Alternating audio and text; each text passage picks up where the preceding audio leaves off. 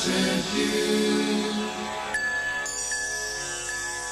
Holy Spirit of God, we worship you. Spirit of God, you're one with the Father and Son. We worship you, we worship you, we worship you. As a part of holiness in our personal life, it's important that we have a holy, our family life holy, our marriage holy. Then only our spiritual life or in the prayer group or in the ministry also will be successful. So I want to, this first hour I want to lead you a small session about healing in marriage and family. Healing in marriage and family, or holiness in marriage and family.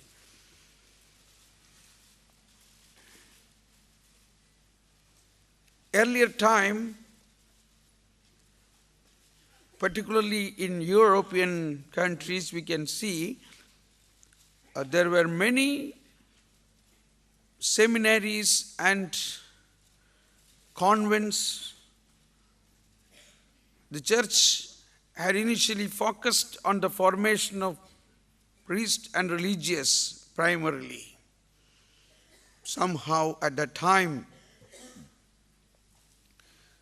the formation and faith building of the family was rather neglected comparatively.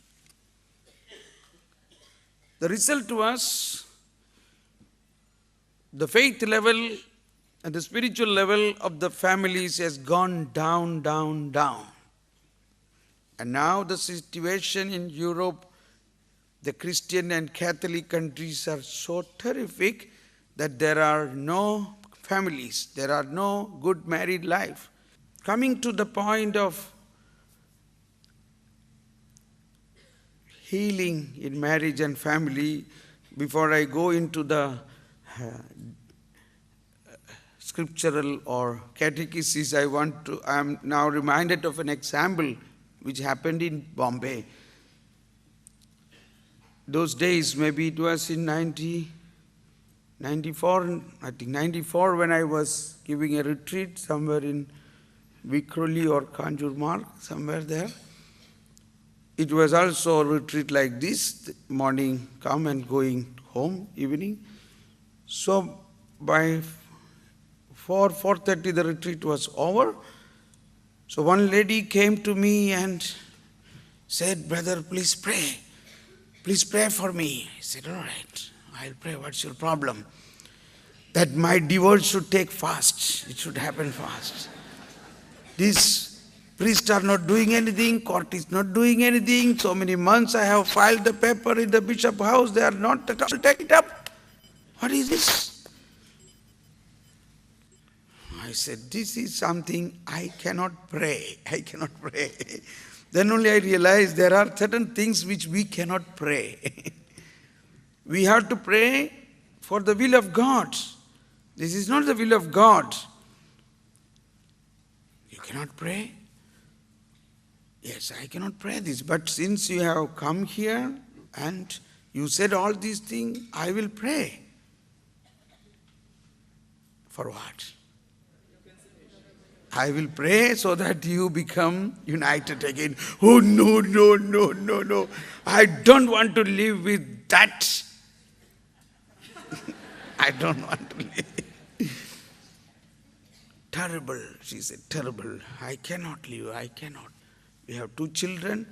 So then I said, then what next? Suppose you want to, what are you going to do? Oh, I will marry another man. See, then I asked her, suppose that man is worse than this? Oh, no, no, never. Nobody can be worse than this man. You are in another level. But that really made her to think, if that man is worse than this. Slowly she started coming down. Then I said, what's the problem? Problem, morning onwards, he's drinking and he's doing all bad things. He's beating me, hitting me, he's not working, he's so many things. He's not able to love me. So I asked her, are you able to love him? How can I love such a man? Okay, to cut short, then I recognized that this man has not received love from his parents. And this woman also has not received love from her parents. So I told them, this problem is not, it's not your problem. It is a situation happened because of lack of love. Unless you receive, you cannot give. Unless you receive, you cannot give. Then I asked, have you received love and affection fully from your parents? Then she started crying. No, nobody liked me. Everybody rejected me. I was an unwanted child. This. Then what about your husband? Yes, I know. He also was rejected. He was not loved by parents, and his parents were also, his father was also same like him, drinking from morning to evening, not caring the family, going out and doing all bad things. Now, is it his fault? How can he love you if he has not received it? How can you love him if you have not received the love?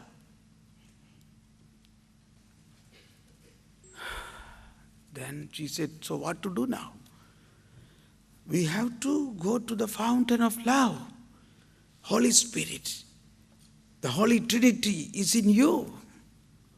You have to surrender this situation to Holy Trinity and ask only, Lord, heal this situation. We are in such a darkness, such a fighting. We cannot see eye to eye. We cannot speak one word. Immediately it spark. A spark comes and there will be fight.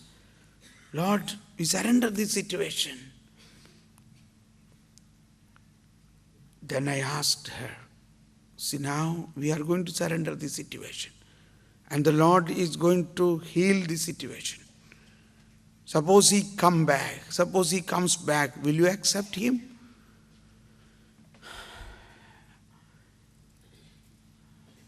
If he changes, yes, I can accept. Yes, change is possible, but not by him, but by God. You pray, you surrender to Lord. Lord who raised Lazarus from the dead can change. God wants every man to be transformed to holiness. So but let it begin from you. Once you are ready for such a change, and if you are ready to accept God's covenantal relationship, marriage is a covenant God has instituted. Nobody can separate this. All what we speak about, divorce and annulment, these are all has a lot of problems. She started crying and she knelt down and prayed, Lord, I surrender this situation to you. Help me, help me. Even at that time I had this personal prayer leaflet. So I told, morning you must pray this. And you make a list, you make a write-up. What are the painful events you received from your husband? Most painful events. Write it down. Then one by one, you surrender to the Lord in you and ask, Lord, forgive us, forgive him, unbind us from that bondage, that bitterness, and heal, wash with your precious blood. Everyone, because Jesus said, every plant that is not planted will be plucked out. In Joshua chapter 3:5, this is the heading of our personal prayer leaflet. that small leaflet, sanctify yourself, tomorrow the Lord will do a miracle in your life. Sanctify yourself. Tomorrow the Lord will do a miracle in your life. Please repeat. Sanctify yourself. Tomorrow the Lord will do a miracle in your life. Sanctify whom? Yourself means? Myself. It's important. We always look for the sanctification of our partner. No. First sanctify ourselves. What is the will of God? What is the will of God? Whose holiness? My holiness, your holiness. And my God, she started doing this. Next day I checked with her. She said, yes, I am doing this now early morning. Long time I am praying. Then I asked her, where is your husband? She said she has no idea. For 1 year, they have never met, no communication. But on the third day morning, when she was doing this personal prayer, she heard a knock. Yeah. This is a very familiar knock. That's my husband. She ran and opened the door. There he is standing. Hallelujah.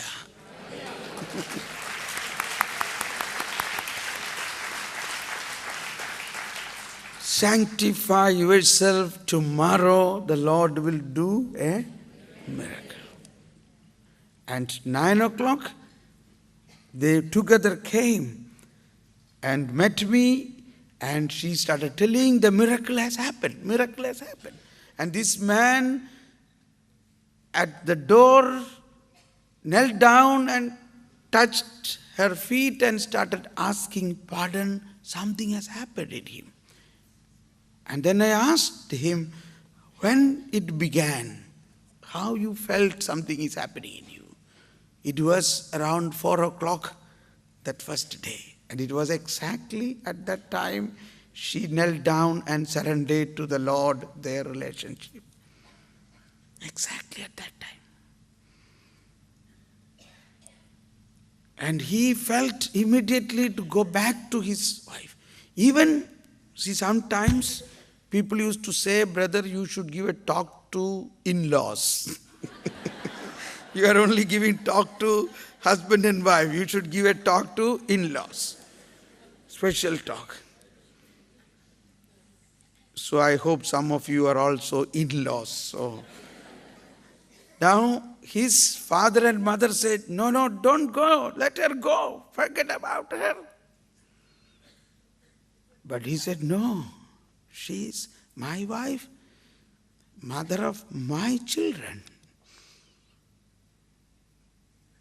In spite of his parents said no, still he was pulled to come. See, this is what Jesus said, what God has united cannot be separated. Means there is such a power. But we have to recognize again, we have to rediscover this power. And we have to remove the blocks, remove the hindrances, then the marriage will be a heavenly experience. In Europe, in Vienna, few days back something happened. It began 1 year back. A woman came to me. She is actually a religion teacher. She knows everything. She has studied theology. But she said, she has already divorced. In fact, little old, 20 years, they lived very happily. They have 3 children and 1 grandchild. But now, they divorced now about 8 years back. And now they are in the process of annulment. Then she came to me and explained all the things. I prayed, I said, this is not a case of annulment. This is a valid marriage. You lived 20 years and you have such a wonderful children and grandchildren, and it cannot be annulled.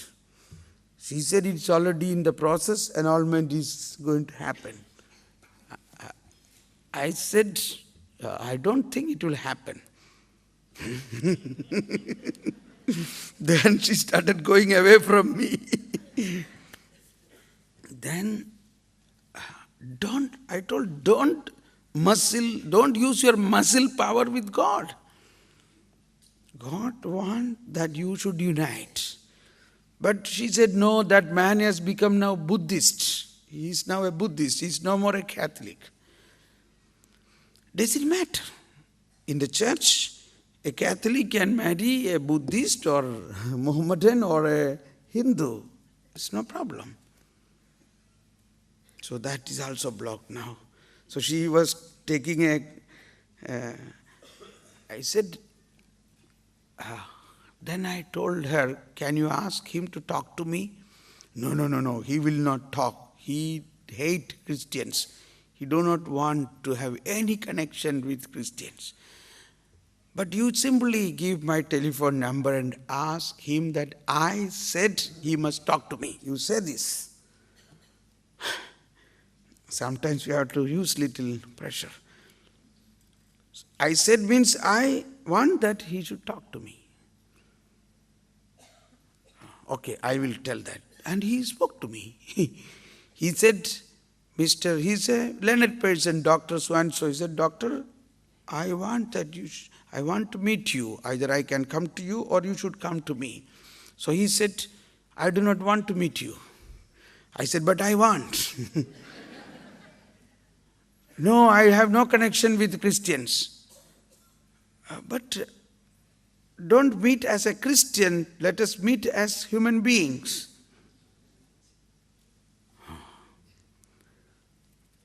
Then he said, I will let you know, please. Then evening he rang me up. He said, yes, I will meet you tomorrow at 1 o'clock. I have given the appointment, and he came and we spoke. He was a very good man, very good man. And he started telling his bitter experiences from the Christians and from the church and from the priest and etc., etc.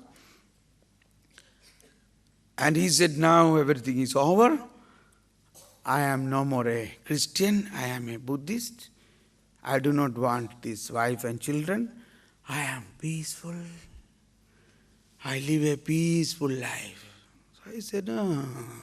You can say now you don't want children and wife and you just go away from all this problem and say, I am peaceful. You are simply running away from this problem, I said. Even with this problemful wife, you should get peace. That is a Christian doctrine. Then he started telling, anyway, I have nothing to do. I said, don't say you have nothing to do. You are a baptized Christian. So he said, I don't believe. I am a Buddhist now. You may be a Buddhist, but the blood of Christ is stamped on your soul. Nothing can separate you from this love of God. Hallelujah.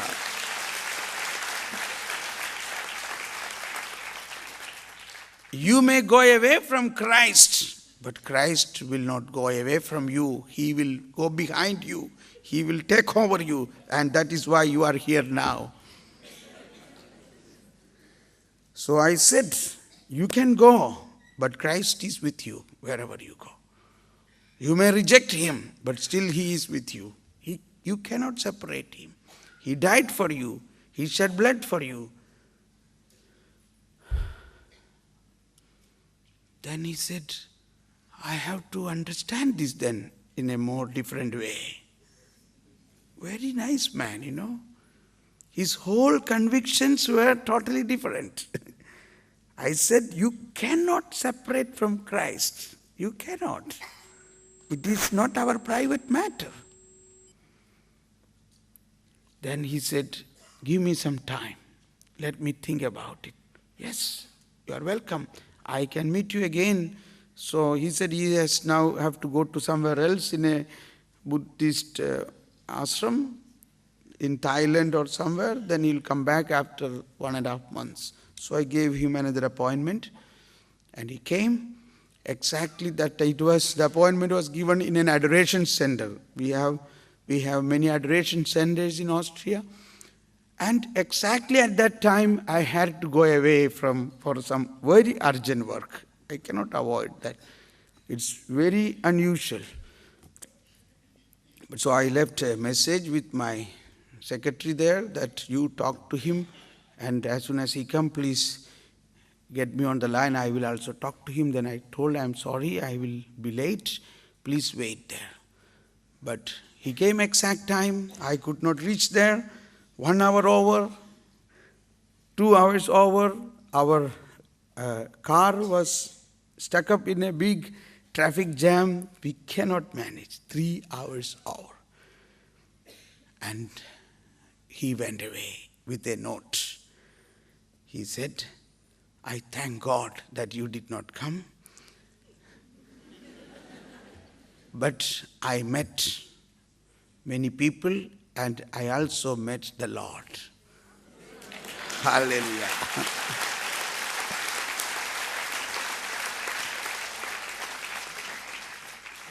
And then, after a few days, we spoke together. And by the time this lady came to me, he said now he come back from Buddhism. And then they together came for a retreat. He renewed his baptism. He confessed everything. He received the Holy Communion. And now they have decided to cancel the annulment. Annulment, by the time the first part was over. Then they went to the second court and they said, he said what he said was a lie. I told the same thing, it was a lie. And he's such a good man, so to say. He said, I said lie because if my wife want to live a happy life without me, let her live. So I said lie. What a good man. Even in that, he chose the happiness of his wife.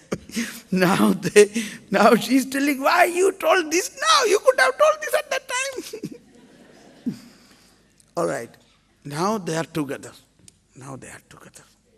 See, imagine how many, after many years of, and I can see many faces here also, after many years together. So nothing is impossible for God in marriage.